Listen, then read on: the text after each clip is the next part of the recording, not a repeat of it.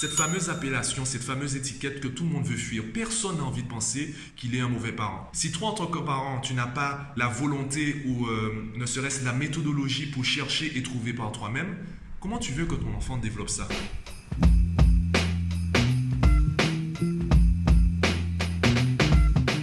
Yo, j'ai remarqué une chose dernièrement, une chose qui me dérange et j'aimerais en parler aujourd'hui dans une vidéo. Je fais partie des personnes qui créent du contenu concernant en fait la parentalité et c'est aussi vrai dans plusieurs secteurs d'activité, plusieurs domaines. Il y a de plus en plus de contenu pour cibler les problèmes et apporter des solutions. Et malheureusement, il y a beaucoup de personnes, c'est une généralité donc c'est pas vrai à 100%, il y a beaucoup de personnes qui vont reconnaître tout le monde sauf eux-mêmes. Du moins sauf elles-mêmes, les personnes. Donc elles vont dire oui, ça concerne énormément de personnes, il faut en parler davantage, il y a beaucoup de personnes qui méritent d'entendre ce message. Et ce que tu oublies, c'est que toi aussi tu mérites d'entendre ce message. Et aujourd'hui, j'aimerais isoler cette discussion, ce discours concernant les mauvais parents. Cette fameuse appellation, cette fameuse étiquette que tout le monde veut fuir. Personne n'a envie de penser qu'il est un mauvais parent. J'en doute que tu as envie de penser, tu as envie qu'on te dise que tu es un mauvais parent. Tu n'as pas envie qu'on le dise. Pour autant, en fait, s'il faut remettre les choses dans leur contexte, ce n'est pas grave d'être un mauvais parent parce que la vie, ce n'est pas une évaluation comme le bac, c'est un contrôle continu. Il y a forcément des jours où tu seras bon, des jours où tu seras moins bon, des jours où tu seras mauvais. C'est vraiment en fait sur le long terme qu'on verra la différence. Tout se joue en fait sur des détails. Il y a un exemple que j'adore, c'est l'exemple de l'avion. Si un avion dévie de sa trajectoire de ne serait-ce que 1%, eh bien, sur 10 km, vu la vitesse à laquelle les avions volent, sur 10 km, ça ne va pas vraiment se voir. Par contre, sur 10 000 km, la différence sera énorme. Pourtant, l'avion a juste dévié de 1%. Et le plus important, ce n'est pas vraiment que l'avion a dévié de 1%, c'est surtout qu'il n'est pas revenu à la bonne trajectoire. Il a gardé ce petit pourcentage de déviation. Et de la même façon, parce que là je parlais du problème, le fait de dévier de la trajectoire, de la même façon pour la solution, on ne peut pas revenir brutalement. Peut-être qu'avec ton enfant, tu as déjà essayé de changer d'approche, changer de méthode, et tu t'es dit mais en fait ça ne fonctionne pas. Tu as peut-être acheté un livre concernant les méthodes éducatives, tu as testé une méthode, ce n'est pas passé au bout d'une semaine, tu t'es dit ça ne fonctionne pas, ce livre c'est de la merde. Parlons franchement, tu t'es dit ce livre c'est de la merde. Sauf que si ton avion a dévié de 1%, de sa trajectoire, tu ne peux pas rebasculer comme cela. Non. Si tu as dévié de 1%, eh bien, redévie, dans le sens contraire évidemment, de 1%. Et laisse le temps faire les choses. Laisse la place au long terme. Visualise sur le long terme. Tu ne peux pas rebasculer comme ça. Ça va faire un choc trop grand. Et je vais te prendre un exemple. Ton enfant te donne peut-être l'impression qu'il n'aime pas l'école, peut-être qu'il te donne l'impression qu'il n'aime pas travailler. Et même si tu penses avoir raison, même si tu as raison, tu as tort de le dire. Tu as tort de le dire surtout devant ton enfant, mon enfant n'aime pas travailler. Tu as tort de le dire pour deux raisons. La première, c'est que ce n'est pas travailler que ton enfant n'aime pas. C'est la perception qu'il a du travail qu'il n'aime pas. C'est la perception qu'il a de l'école. L'école n'est pas quelque chose de naturel. Ça ne fait pas partie de la nature. L'école, c'est une invention de l'être humain. Par contre, apprendre est naturel. Tous les enfants aiment apprendre.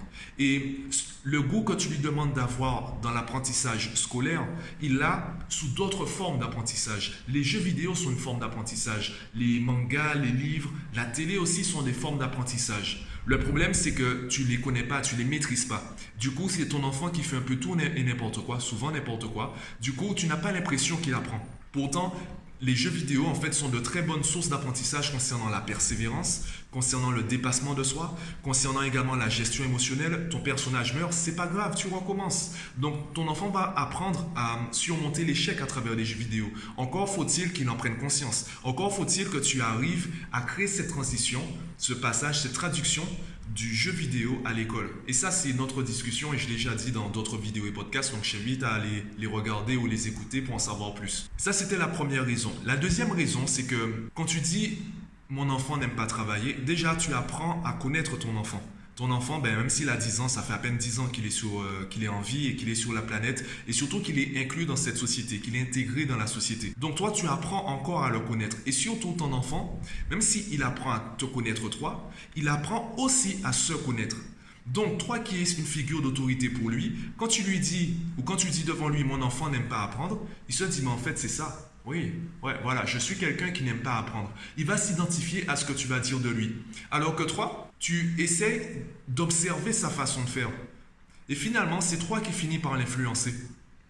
Donc, même si tu as raison, et d'ailleurs c'est une question que je pose à tous les parents et même tous les enfants, tu préfères avoir raison ou obtenir ce que tu veux? Moi, je ne suis pas là pour savoir qui a raison et qui a tort. Moi, je suis là pour poser la question, on fait quoi? Vous visez quel objectif? Moi, je me vois en tant que coach, je me vois comme un GPS. Lorsque mes clients me contactent, lorsque les parents ou les enfants, lorsqu'on rentre en communication, lorsqu'on se rencontre pour la première fois, ils me dressent la situation actuelle qui représente donc le point de départ et ensemble on va définir la destination, quel est l'objectif. Et après, mon travail consiste à définir avec eux, pas pour eux, avec eux, quel est le meilleur itinéraire pour eux. Je ne vais pas définir l'itinéraire parfait, je ne vais pas leur donner le meilleur itinéraire. Non, je vais les aider à définir le meilleur itinéraire pour eux. Quelles sont les méthodes de travail qui seront efficaces et intéressantes pour eux. Donc c'est vraiment un accompagnement personnalisé, c'est vraiment un travail personnalisé. C'est la raison pour laquelle, parfois tu auras l'impression que je suis un peu trop général ou que je ne te donne pas la méthode secrète, simplement parce qu'il n'y en a pas. Il faut d'abord que tu apprennes à trouver par toi-même. D'ailleurs, c'est même logique. Si toi, en tant que parent, tu n'as pas la volonté ou ne serait-ce la méthodologie pour chercher et trouver par toi-même, comment tu veux que ton enfant développe ça? Je te donne un exemple plus concret. Les parents qui me disent, vous savez, moi, les maths, bon, moi, j'ai jamais aimé les maths, j'ai jamais été fort en maths. Pourquoi tu dis ça devant ton enfant? Eh bien, justement, au lieu de voir un obstacle, vois une opportunité. Remets-toi à jour en mathématiques pour aider ton enfant en mathématiques. Comme ça, ton enfant verra que même toi qui avais des difficultés, même toi qui n'aimes pas les maths, tu arrives à progresser en mathématiques. Non, tu préfères envoyer ton enfant à l'école et lui dire de travailler à l'école alors que lui-même, il ne sait pas pourquoi il va à l'école. Alors tu vas peut-être me dire, et ton enfant te l'a peut-être dit, oui, je vais à l'école pour apprendre, je vais à l'école pour avoir un métier demain. On va être honnête, ça ne parle pas à un enfant, ça ne le motive pas. Il faut qu'il ait des bases solides et apprendre, il aime déjà le faire. La plupart des parents, j'ai même envie de dire la totalité des parents que je rencontre, toutes les méthodes que je leur propose, tous les conseils que je leur propose pour aider leurs enfants à trouver du plaisir à travailler, eh bien, on utilise des choses qui n'ont rien à voir avec le plan scolaire.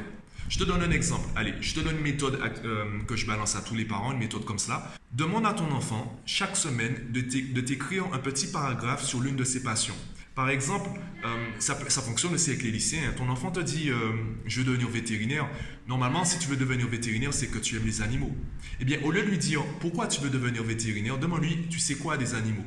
Et chaque semaine, tu lui demandes, alors là je te donne la version brute, c'est beaucoup plus détaillé dans mes formations. Chaque semaine, tu lui demandes de t'écrire un article de 30 lignes sur un animal qu'il a découvert.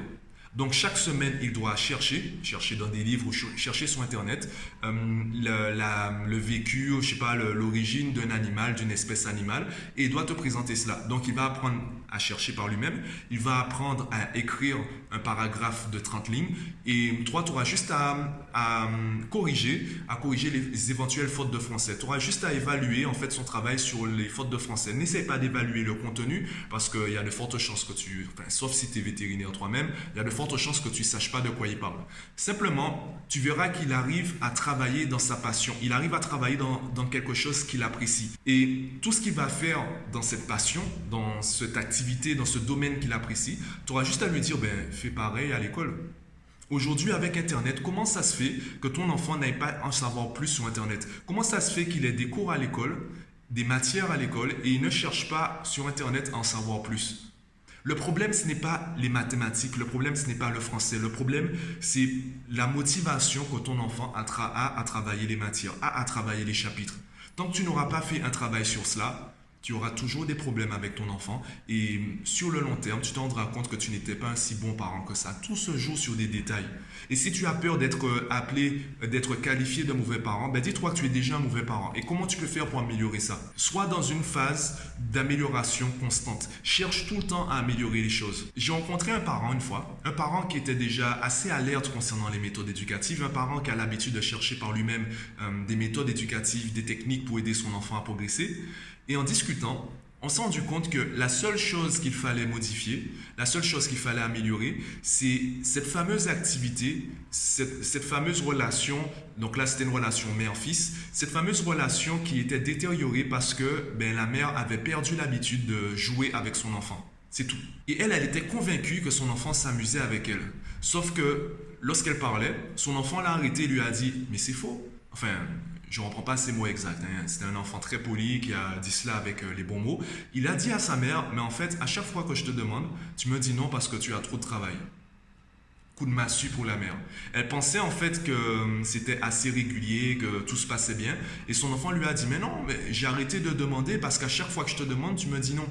Et simplement le fait de remettre dans la semaine un rendez-vous entre la mère et son fils, un rendez-vous où on ne juge pas, où on ne corrige pas, on n'évalue pas, un rendez-vous durant lequel on fait une seule chose, c'est-à-dire s'amuser, juste remettre ça dans la semaine, ça a amélioré l'ambiance à la maison. Juste ça. Ça se joue à 1%.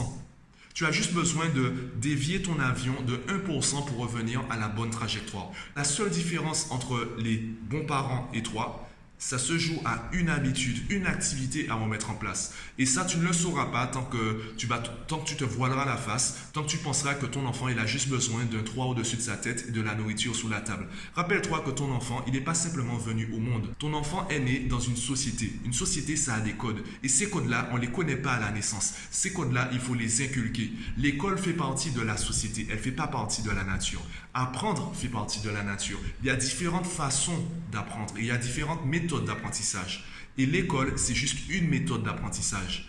Donc, tu dois entraîner ton enfant à la maison. Alors, pourquoi je dis tu? Pourquoi je parle à toi et je ne parle pas aux professeurs? Parce que les professeurs, ils en ont marre. Les gars, ils ont des classes surchargées. Les professeurs ne militent plus pour une amélioration du système.